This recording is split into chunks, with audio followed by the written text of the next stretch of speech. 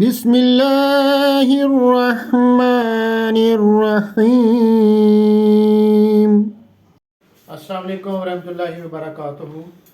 آج ہم آپ کی خدمت میں تقریر ایک لے کر حاضر ہوئے ہیں اور اس تقریر کا عنوان ہے قناعت پسندی۔ اشہد ان لا الہ الا اللہ وحدہ لا شریک لہ واشہد ان محمدا عبدہ ورسولہ، اما بعد فاعوذ باللہ من الشیطان الرجیم، بسم اللہ الرحمن الرحیم۔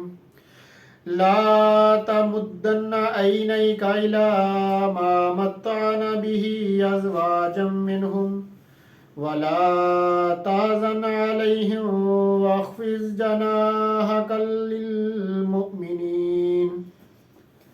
ترجمہ: اپنی آنکھیں اس عارضی متاع کی طرف نہ پسار جو ہم نے ان میں سے بعض گروہوں کو عطا کی ہیں، اور ان پر غم نہ کھا اور مومنوں کے لیے اپنی شفقت کے پر جھکا دے۔ ہمارے پیارے آقا حضرت محمد مصطفیٰ صلی اللہ علیہ وآلہ وسلم فرماتے ہیں، وہ شخص کامیاب ہو گیا جو اس حال میں فرمانبرداری اختیار کرے جبکہ اس کا رزق صرف اس قدر ہو جو اس کے لیے اس کی ضرورت کو پورا کرنے کے لیے کافی ہو، اور اللہ تعالیٰ نے اسے قناعت بخشی ہو۔ حضرت عروہ رضی اللہ تعالیٰ عنہ بیان کرتے ہیں کہ حضرت عائشہ رضی اللہ تعالیٰ عنہ نے مجھے مخاطب کر کے فرمایا کہ اے میرے پیارے بھانجے، ہم نے دیکھا کہ رسول اللہ صلی اللہ علیہ وآلہ وسلم کے کسی بھی گھر میں پورے 2 ماہ تک آگ نہیں جلائی جاتی تھی۔ اس پر میں نے خالہ سے پوچھا، پھر آپ لوگ زندہ کیسے رہتے تھے؟ حضرت عائشہ رضی اللہ تعالیٰ عنہ نے فرمایا کہ ہم کھجوریں کھاتے اور پانی پیتے تھے۔ اس کے علاوہ حضرت صلی اللہ علیہ وآلہ وسلم کے ہمسائے انصاری تھے جن کے پاس دودھ دینے والے مویشی تھے، اور وہ رسول اللہ صلی اللہ علیہ وآلہ وسلم کو ان کا دودھ بھجوا دیا کرتے تھے جو آپ صلی اللہ علیہ وآلہ وسلم ہمیں پلا دیتے تھے۔ آپ صلی اللہ علیہ وآلہ وسلم فرماتے ہیں، اللہ تعالیٰ نے میرے سامنے یہ بات رکھی کہ وہ میرے لیے وادی مکہ کے سنگریزوں کو سونے کا بنا دیں، لیکن میں نے اس کا انکار کیا اور کہا، اے میرے پروردگار، یہ نہیں بلکہ میں یہ چاہتا ہوں کہ ایک دن پیٹ بھر کر کھاؤں اور ایک دن بھوکا رہوں، اور جب مجھے بھوک لگے تو میں تیرے سامنے گڑ گڑاؤں اور تجھے یاد کروں، اور جب میرا پیٹ بھر جائے تو تیرا شکر بجا لاؤں اور تعریف کروں۔ سیدنا حضرت اقدس مسیح موعود علیہ الصلوۃ والسلام فرماتے ہیں، جس قدر انسان کشمکش سے بچا ہوا ہو اسی قدر اس کی مرادیں پوری ہوتی ہیں۔ کشمکش والے کے سینہ میں آگ ہوتی ہے اور وہ مصیبت میں پڑا ہوا ہوتا ہے۔ اس دنیا کی زندگی میں بھی یہی آرام ہے کہ کشمکش سے نجات ہو۔ کہتے ہیں کہ ایک شخص گھوڑے پر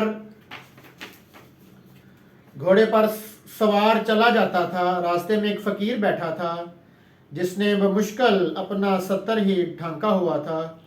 اس نے اس سے پوچھا کہ سائیں جی کیا حال ہے؟ فقیر نے اسے جواب دیا کہ جس کی ساری مرادیں پوری ہو گئی ہوں اس کا حال کیسا ہوتا ہے؟ اسے تعجب ہوا کہ تمہاری ساری مرادیں کس طرح حاصل ہو گئی ہیں؟ فقیر نے کہا، جب ساری مرادیں ترک کر دیں تو گویا سب حاصل ہو گئیں۔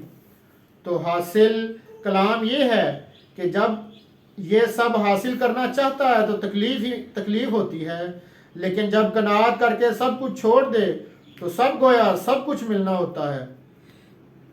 حضرت شیخ یعقوب علی صاحب عرفانی مباحثہ امرتسر کے موقع پر حضرت مسیح موعود علیہ الصلوۃ والسلام کی امرتسر میں رہائش کا ایک منظر بیان کرتے ہوئے فرماتے ہیں، آپ چٹائی پر لیٹے ہوئے تھے اور وہ اتنی چوڑی تھی کہ آپ کا جسم کا نیچے کا جسم گھٹنوں تک زمین پر تھا، مگر آپ نہایت بے تکلفی اور سادگی سے اس پر لیٹے ہوئے اٹھ بیٹھے۔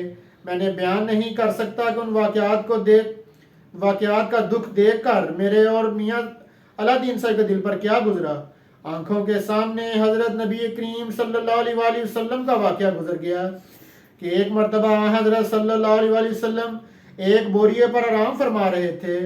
اٹھے تو لوگوں نے دیکھا کہ پہلو مبارک پر نشان پڑ گئے ہیں. عرض کیا یا رسول اللہ، ہم لوگ کوئی گدا بنوا کر حاضر کریں. ارشاد ہوا مجھے دنیا سے کیا غرض، مجھ کو دنیا سے اس قدر تعلق ہے جس قدر اس سوار کو جو تھوڑی دیر کے لیے راہ میں کسی سائے میں بیٹھ جاتا ہے پھر اس کو چھوڑ کر آگے بڑھ جاتا ہے. مجھے اچھی طرح یاد ہے کہ میاں اللہ دین صاحب نے کہا تھا کہ یہاں کوئی دری بچھا دی جائے تو فرمایا نہیں، سونے کی غرض سے تو نہیں لیٹا تھا، کام میں آرام سے حرج ہوتا ہے اور یہ آرام کے دن نہیں ہیں. اللہم صلی علی محمد وعلی آل محمد کما صلیت علی ابراہیم وعلی آل ابراہیم انک حمید مجید. اللہم بارک علی محمد وعلی آل محمد کما بارکت علی ابراہیم وعلی آل ابراہیم انک حمید مجید. جزاکم اللہ. بسم اللہ الرحمن الرحیم.